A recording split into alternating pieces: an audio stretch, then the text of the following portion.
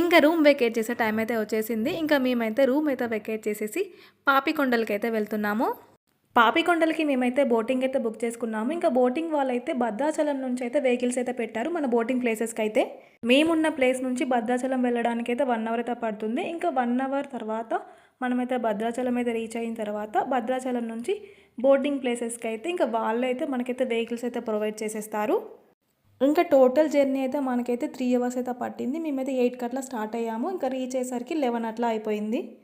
ఇంకా మేమున్న ప్లేస్ నుంచి అయితే భద్రాచలం వెళ్ళడానికైతే మేమైతే ఆటో అయితే మాట్లాడుకున్నాము.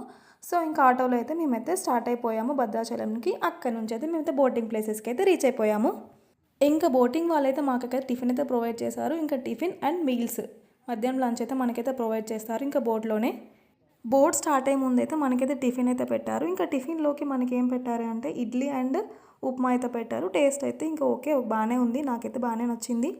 ఇంకా టిఫిన్ చేసేసి మేమైతే బోట్ అయితే ఎక్కేసాము. ఇంకా బోట్ అయితే స్టార్ట్ అయిపోయింది. ఇంకా మరిన్ని వీడియోస్ కోసం అయితే మన ఛానల్ని అయితే సబ్స్క్రైబ్ చేసుకోవడం అయితే అస్సలు మర్చిపోవద్దు మరి.